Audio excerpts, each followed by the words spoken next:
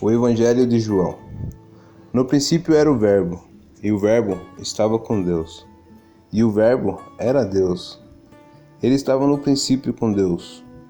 Todas as coisas foram feitas por intermédio dele, e sem ele nada do que foi feito se fez. A vida estava nele, e a vida era a luz dos homens. A luz resplandece nas trevas, e as trevas não prevaleceram contra ela. Houve um homem enviado por Deus, cujo nome era João. Este veio para dar testemunha a respeito da luz, a fim de todos viverem e crer por intermédio dele.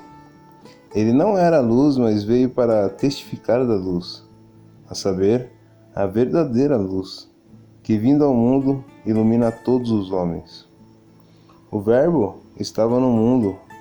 O mundo foi feito por intermédio dele, mas o mundo não o conheceu. Veio para o seu, e os seus não receberam. Mas a todos quantos o receberam, deram o poder de serem filhos de Deus, a saber, os que crerem em seu nome, os quais não nasceram do sangue, nem da vontade da carne, nem da vontade do homem, mas de Deus. E o Verbo se fez carne e habitou entre nós, cheio de graça e verdade. E vimos a sua glória como do unigênito do Pai. João testemunha a respeito dele e reclama: Este é o homem a quem eu disse que vem depois de mim. Tem tudo a primazia, porquanto já existia antes de mim. Porque todos nós temos recebido da sua plenitude e graça sobre graça. Porque a lei foi dada por intermédio de Moisés. A graça e a verdade vieram por meio de Jesus Cristo. Ninguém jamais viu a Deus. O Deus unigênito que está no seio do Pai é quem o revelou. Este foi o testemunho de João, quando os judeus lhe enviaram de Jerusalém sacerdotes e levitas para lhe perguntarem: Quem és tu? Ele confessou e não negou. Ele confessou: Eu não sou o Cristo. Então eles perguntaram: Quem és tu? Elias? Ele disse: Não. És tu um profeta?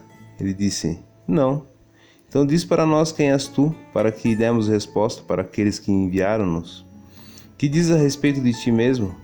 Então João respondeu: Eu sou a voz que clama no deserto, endireitai o caminho do Senhor, como disse o profeta Isaías. Ora, os que haviam sido enviados eram entre os fariseus e perguntaram: Então por que batiza se não é Cristo, nem Elias e nem profeta? E respondeu João: Eu batizo com água, mas no meio de vocês está alguém que vocês não conhecem, ao qual vem após de mim, do qual não sou digno de desatar-lhe as correias das sandálias. Essas coisas se passaram em Betânia, do outro lado do Jordão, onde João estava batizando. No dia seguinte, viu João a Jesus, que vinha para ele, e disse: Eis o Cordeiro de Deus, que tira o pecado do mundo. É este a favor de quem eu disse: Após mim vem o varão que tem a primazia, porque já existia antes de mim. Eu mesmo não o conhecia, mas a fim de que ele fosse manifestado a Israel, vim, por isso, batizando com águas. E João testemunhou, dizendo: Vi o Espírito descer do céu como uma pomba e pousar sobre ele. Eu não o conhecia. Aquele, porém, que me enviou a batizar com água me disse: Aquele sobre quem vires descer e pousar o Espírito, esse é o que batiza com o Espírito Santo. Pois eu de fato vi e testemunho que ele é o Filho de Deus. No dia seguinte, estava João outra vez na companhia de 2 dos seus discípulos, e vendo Jesus passar, disse: Eis o Cordeiro de Deus. Os 2 discípulos, ouvindo-a dizer isto, seguiram a Jesus. E Jesus, voltando-se e vendo que os 2 o seguiam, disse: Que buscais? Disseram-lhe: Rabi, que quer dizer mestre, onde moras? E Jesus respondeu: Venham e verão. Foram, pois, e viram onde Jesus estava morando, e ficaram com ele aquele dia, sendo mais ou menos a 10ª hora.